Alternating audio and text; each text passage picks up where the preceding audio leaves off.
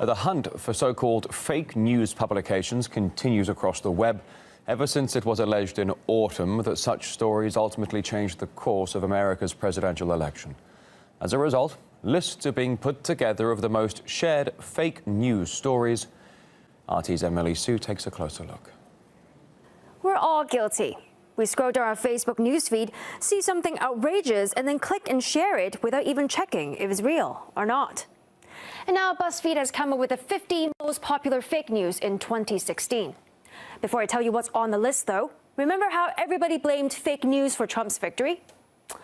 Well, if fake news was what drove Americans to vote for Trump, you would have thought political and pro-Trump stories must have dominated the list, right? Wrong. Less than half of them fall under the politics category. Now, to be fair, 2 of those are pro-Trump, but others are dubious or just outright anti-Trump. But there's more to it. Take this anti-Clinton story, for instance. It came from the website called The Resistance, The Last Line of Defense. Sounds like the title of the latest Star Wars installment, doesn't it? Under their About Us tab, they say they're a group of educated, God-fearing Christian conservative patriots who are tired of Obama's tyrannical reign and ready to see a strong Republican take the White House. But are they for real? Not quite. Check out their disclaimer. All articles should be considered satirical, and any and all quotes attributed to actual people are complete and total baloney. So what they're publishing isn't fake news, it's meant to be political satire. Here's another website featured on the list by the name of satiratribune.com. Check out the headline on their homepage. Dick Cheney found alive at 75 years old. Really? Really? The bottom line is this. When we're fishing for fake news, it's inevitable that some satire stories will be caught up in the net.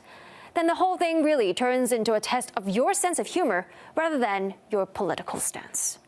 The whole obsession with fake news really took off after Donald Trump won the American presidential election, a victory the mainstream media failed to foresee. But it's not the only time they've been blindsided by a major world event. RT's Guyane Chichikan reports. The year 2016 has seen a meltdown of the mainstream media in that it largely failed to spot major trends in society while it hid in a reality of its own, a reality where Hillary Clinton was winning and Brexit could not happen. Which Republican candidate has the best chance of winning the general election? Of the declared ones right now, Donald Trump.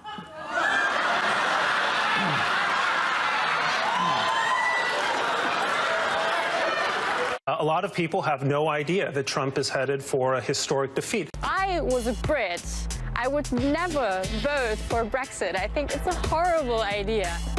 When events didn't turn out as predicted, many in the media admitted they had been out of touch with what drove the decisive votes this year. There was no possible way Donald Trump could win, stake their reputations on it. I just want to do a little, I said, I thought I was wrong. I'll say it again.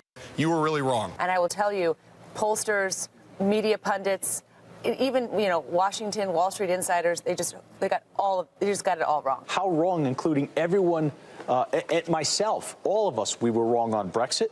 Many journalists who had long relied on sources from political campaigns and from the government for their reporting could hardly explain why people voted the way they did.